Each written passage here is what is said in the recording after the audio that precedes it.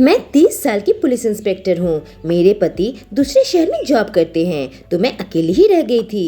एक दिन 40 साल के एक आदमी मेरे पड़ोस में रहने आया। मैं दिन भर ड्यूटी करती, रात में वह अपनी पत्नी से छुपकर मेरे घर आता और रोज मेरे लिए खाना बना कर ले आता। एक रात वह मेरे घर पर दारू की बोतल लेकर आया और शराब पीने के बाद नशे में अपनी पत्नी के सामने मेरे साथ जो किया, मेरी रूह कांप उठी। मेरा नाम सुमन है, इंस्पेक्टर सुमन। मैं 30 साल की हो चुकी हूँ। अब तक मुझे बच्चा नहीं हुआ है। मेरी सास और ससुराल वाले इसका जिम्मेदार मुझे ही ठहराते हैं। मेरी शादी को 5 साल हो गए और मेरा ट्रांसफ़र एक ऐसे शहर में हो गया जो कि मेरे ससुराल से 100 किलोमीटर दूर था। मेरे लिए रोज आना जाना संभव नहीं था। तो मैं इस शहर में एक किराए का मकान ले लिया। जब मैं शहर छोड़कर जा रही थी तो मेरी सास ने कहा, काम छोड़कर परिवार के बारे में क्यों नहीं सोच लेती? मैंने कहा, कैसी बात कर रही हो माँ? पुलिस की जॉब मैं नहीं छोड़ सकती। मेरा पति का अपना बिजनेस था, उसे छोड़कर वह मेरे साथ रहने को नहीं आ सकते थे। पर उन्होंने कहा, तुम चली जाओ, हर शनि रविवार मैं चला आऊँगा तुमसे मिलने। हालांकि पुलिस की नौकरी में छुट्टी कहाँ, हमारी नौकरी में चैन कहाँ, हर वक्त किसी न किसी केस को लेकर लगे रहते हैं। पर मैं यही सोच में डूब गई थी कि पति को छोड़कर मैं तन्हा कैसे दिन गुजारूंगी। मेरे पति महीने में 3-4 बार ही मुझसे मिलने आते थे और जब भी आते यही पूछते, तुम अकेले किस तरीके से दिन बिता रही हो? तुम्हें कोई चाहने वाला तो नहीं मिल गया? मैं उसकी बात सुनकर गुस्सा हो जाती, क्योंकि एक तो मैं अकेली थी, दूसरी हर वक्त मैं काम में ही लगी रहती थी। मेरे पास तो खुद की देखभाल करने का भी वक्त नहीं था। पर मेरे पति मुझसे फ़ोन पर बात करते या घर पर आते हैं, बस यही पूछते रहते कि तुम्हारी ज़िंदगी में कोई दूसरा तो नहीं। एक दिन मैंने कहा, अमन, तुम रोज मुझसे यह सवाल क्यों पूछते हो? क्या तुम्हें मेरे ऊपर विश्वास नहीं है? तुमने तो मेरा काम देखा है, मैं खुद का ध्यान रखने का भी वक्त नहीं मिलता। इस पर मेरे पति कहते, पहले तो मैं तुम्हारी जरूरत पूरी कर देता, पर अब तुम अकेली रह गई हो। मैंने कहा, तुम मुझसे और ज्यादा मिलने आ जाया करो, 2 घंटे का ही तो रास्ता है, तो हर रात को ही आ जाया करो। पर मेरे पति का कारोबार भी काफी बड़ा था और उन्हें वक्त नहीं मिल पाता था। मैं उन पर कभी दबाव नहीं डालती थी, मुझे फोन किया करते थे, पर मेरे पास तो कॉल करने का भी वक्त नहीं रहता था। इस पर मेरे पति यह कहते कि तुम तो मुझे भूल गई हो, इतने सालों से हमारा बच्चा नहीं हो रहा है, जिस वजह से मैं काफी परेशान रहती थी। मेरी देवरानी को भी बच्चा हो गया है और मेरी गोद अब तक सूनी है। मेरे पति कहते, जब ईश्वर चाहेगा तब गोद भर जाएगा। हम दोनों ने अपना चेकअप भी करवाया था, ऐसा कोई भी दिक्कत नहीं था। न जाने फिर क्या वजह थी कि मैं माँ नहीं बन पा रही थी और अब तो हम पति पत्नी दूर रहने लगे थे। एक दिन हमारे बगल में एक 40 साल का नौजवान रहने को आया। वह देखने में काफी हट्टा कट्टा था, अपनी पत्नी और बेटी के साथ आया था। मेरे घर पर आकर वह मुझे पीने का पानी मांगने लगा, कहा कि आज ही आया हूँ और पानी की व्यवस्था नहीं कर पाया। मैं उसके बोतल में पानी भर दी और कहा कि आपको कोई भी जरूरत हो तो आप मुझसे कह सकते हो। वह मेरी तरफ देखने लगा और पूछने लगा, आपके घर पर कौन कौन है? मैंने कहा, मैं तो यहाँ अकेली ही रहती हूँ। इस पर उसने पूछा, आपने शादी नहीं की? मैंने कहा, मेरे पति यहाँ से दूसरे शहर में रहते हैं और मेरी यहाँ पोस्टिंग हो गई है, मैं पुलिस इंस्पेक्टर हूँ। इस पर वह बहुत खुश हुआ और कहा, वाह, तब तो हमारा इलाका सेफ है। उसकी बातें सुनकर मैं मुस्कुराने लगी थी। उस वक्त तो वो चला गया। उसके बाद से जब भी मुझसे मिलता हेलो करता रहता और मेरी खैरियत लेता रहता। एक दिन उसने देख लिया कि मैं बाहर से खाना मंगवा रही हूँ। उस रात को मेरे घर पर आ गया और पूछने लगा, आप घर पर खाना नहीं बनाती क्या? मैंने कहा, मेरा काम ही ऐसा है कि मैं थक जाती हूँ, इसलिए ज्यादातर बाहर से ही ऑर्डर करके खाती हूँ। उसने कहा, इस तरह से तो आप बीमार पड़ जाएंगी। मुझे उसका साथ अच्छा लगता था, मुझे वह बहुत अटेंशन देता था, मेरी छोटी छोटी बातों पर ध्यान रखता था और मैं भी यहाँ अकेली और तन्हा थी तो मुझे भी एक दोस्त की जरूरत थी। ऐसे तो पुलिस में भी मेरे बहुत सारे दोस्त हैं, पर उनके साथ काम का ही बात चलता रहता है और मुझे रिलैक्स होने के लिए भी एक जगह चाहिए, जो कि इस आदमी समीर से बात करके मुझे होती थी। पर मुझे यह बात हैरत में डाल देती थी कि वह अपनी पत्नी का इंट्रोडक्शन कभी भी मेरे साथ नहीं करवाया था, अपनी पत्नी को कभी भी घर से बाहर निकलने नहीं देता था। उसकी बेटी मुझे कभी कभी नजर आ जाती थी, पत्नी कभी भी नजर नहीं आती थी। इतने दिन हो गए थे उनको आए हुए, पर अपनी पत्नी को मेरे घर पर लेकर कभी भी नहीं आया। एक दो बार पत्नी से नजर मिली तो वह साड़ी पहने घूंघट डाल के रहती थी और यह बात मुझे बहुत चौंकाती रहती थी। एक दिन मैंने उससे पूछ लिया कि आपने मुझे अपनी पत्नी से कभी नहीं मिलवाया। इसमें उसने कह दिया, मेरी पत्नी तो गंवार है, लोगों से ठीक से बोल नहीं पाती, इसीलिए घर के अंदर ही रहती है। मैं उसका चेहरा देखते ही रह गई थी और यह सोच रही थी कि इतना स्मार्ट और हैंडसम आदमी ने फिर एक गंवार औरत से शादी क्यों की।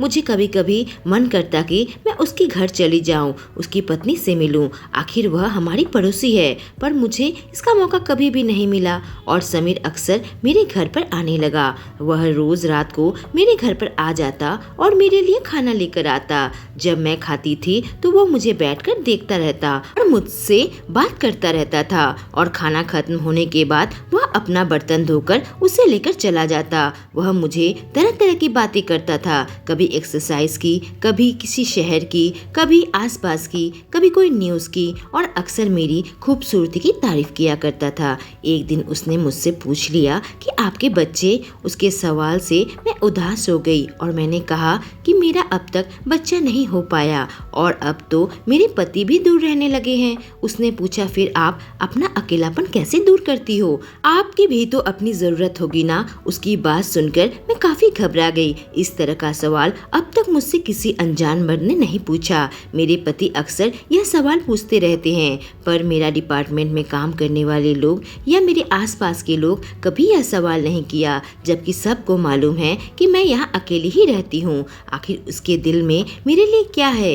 यही सोच में मैं पड़ गई थी। मैंने कहा, फिर चलिए एक दिन आपकी फैमिली और मैं मिलकर कहीं पिकनिक चलते हैं। यह बात मैं घुमाने के लिए कही थी। दरअसल मैं उसकी पत्नी को देखना चाहती थी। मोहल्ला के लोग अक्सर कहते हैं कि समीर अपनी पत्नी को छुपा कर रखता है। आसपास की कई औरतों ने मुझसे कहा कि जरूर कोई बात होगी। उसकी पत्नी जब घर पर अकेली रहती है तो दरवाजा तक नहीं खोलती। यह बात मुझे भी सोच में डाल देती, आखिर वह अपनी पत्नी को ऐसे क्यों रखता है। मोहल्ले वाले ने उसकी बेटी से भी यह सवाल किया था तो बेटी चुप हो जाती और वह किसी से कुछ भी बातें नहीं करती थी। मुझे शक होने लगा था क्योंकि एक बार मुझे उसकी बेटी अकेले में मिल गई थी और मैंने उससे पूछा था, तुम्हारी मम्मी कहाँ है? इस बात से वह बिल्कुल चुप हो गई थी।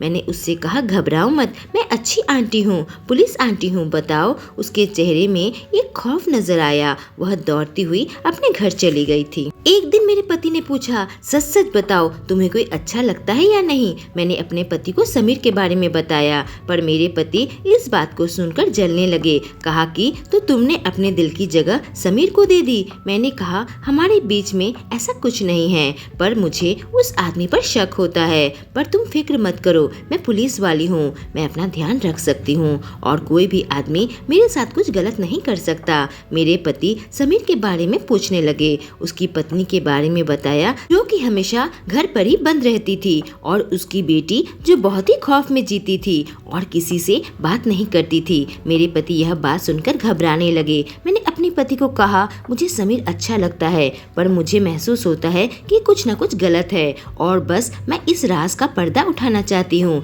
मेरे पति बोले, तुम एक पुलिस वाली ही रहोगी, कोई अच्छा भी लगे तो उसमें भी रहस्य ढूंढती रहती हो। मैंने कहा, जल्दी से तुम यहाँ आ जाओ, फिर मैं तुम्हारे अंदर भी रहस्य ढूंढूंगी। हम दोनों हंसने लगे। मैं अपने पति से बहुत प्यार करती हूँ और मेरे पति यह जानते हैं। मैंने कहा, कल ही आना पड़ेगा आपको। मेरे पति मुझसे मिलने आ गए। मैंने कहा, आप यहाँ एक दो दिन रुक जाइए और समीर की पत्नी के और बेटी के बारे में पता लगाइए। मेरे पति रुक गए और उसी दौरान मुझे बहुत प्यार किया और कहने लगे, बताओ तुम्हें समीर पसंद है या मैं पसंद हूँ? मैं हंसने लगी और कहा, मुझे आप पसंद हो। मेरे पति 2 दिन बाद वापस जाने वाले थे और उसने कहा, तुमने सही कहा है, उसका परिवार एक रहस्य है। 2 दिनों में मैं उसकी बीवी को नहीं देख पाया और उसकी बेटी के चेहरे में मुझे भी खौफ नजर आया।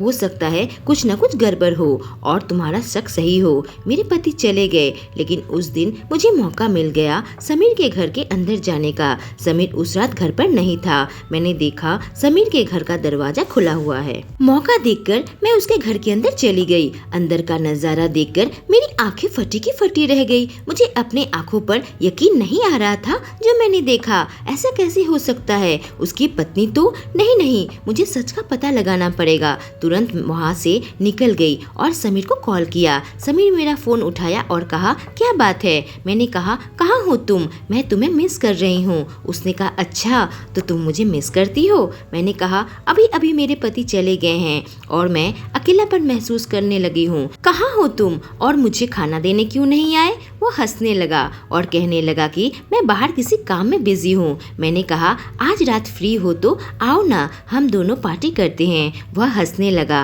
कहने लगा, सच में मेरे साथ पार्टी करोगी? मैंने कहा, सच में पार्टी करूंगी पूरी रात। वह खुश हो गया और कहा, ठीक है, फिर मैं शराब का इंतजाम भी करता हूँ। तुम पीती तो हो ना? मैंने कहा, जमकर। बोला, ठीक है, मैं आधे घंटे में आता हूँ। फोन रखते ही मैंने अपने पति को कॉल किया और उससे कह दिया जो मैं करने जा रही थी। मेरे पति ने कहा, शराब के नशे में बहक मत जाना। मैं हंसने लगी और कहने लगी, आप हो ना संभालने के लिए। मैं समीर का इंतजार कर रही थी और एक खूबसूरत सी लाल साड़ी पहन ली थी। जब समीर कमरे के अंदर आया तो मुझे देखता ही रह गया। कहा, वाह, तुम बिल्कुल अप्सरा लग रही हो। मेरे सामने खाना और शराब की बोतल रख दी। वो मेरे एकदम करीब बैठ गया। हम दोनों शराब पीने लगे, हंसी मजाक करने लगे। वह मेरे साथ छेड़छानी किए जा रहा था। कभी मेरे थाई में हाथ रखता तो कभी मेरी खुली कमर को अपने हाथों से टच करने लगता, कभी मेरा पेट, और मैं उसे शराब पिलाए जा रही थी। मैं समीर को नशे में चूर कर देना चाहती थी कि उसे कुछ होश न रहे। वह मुझे अपनाने के लिए तरफ उठा और पीता चला गया। जैसे जैसे उसे नशा चढ़ रहा था वैसे ऐसे मुझसे मोहब्बत दिखाने लगा और अपनी हसरतों को पूरा करने लगा। लेकिन एक पल उसकी हालत इतनी खराब हो गई, मैंने उससे कहा, अपनी बीबी को भी क्यों नहीं बुला लेते, सब मिलकर मजे करेंगे। उसने कहा, वह मेरी बीबी नहीं है, वह तो एक मेरी पत्नी के मरने के बाद मैं उसे उठाकर ले आया और उससे जानवरों की तरह घर पर बांध कर रखता हूँ। उसके साथ हर रात गलत काम करता हूँ। कभी कभी मुझे होश नहीं रहता और अपनी बेटी के सामने ही मेरी बेटी भी बेचारी डरी सहमी सी रहती है। मैंने उससे कह दिया है कि मोहल्ले में किसी के साथ बात किया तो तेरे साथ भी ऐसा करूँगा। समीर तो एक जानवर निकला। जब मैं उसके घर पर गई थी तो मैंने देख लिया था कि उसने उस औरत को बांध कर रखा हुआ था जिसे मैं उसकी पत्नी समझती थी। उसकी हालत बहुत बुरी लग रही थी। मैंने उसे खोल दिया था और उससे कहा था कि घबराओ मत, मैं तुम्हें बचा लूंगी। और वह मेरे पाँव पकड़कर रोने लगी थी। कहा, इस जानवर से मुझे बचा लो, मैं अब नहीं सह सकती। हर रोज यह मेरे साथ। इसे तो अपनी बेटी पर भी दया नहीं आती। एकदम पागल इंसान है और इसी ने अपनी पत्नी का खून भी किया है और फिर मुझे उठाकर शहर छोड़कर यहाँ पर छुपा बैठा है। मैंने पुलिस बुला ली थी।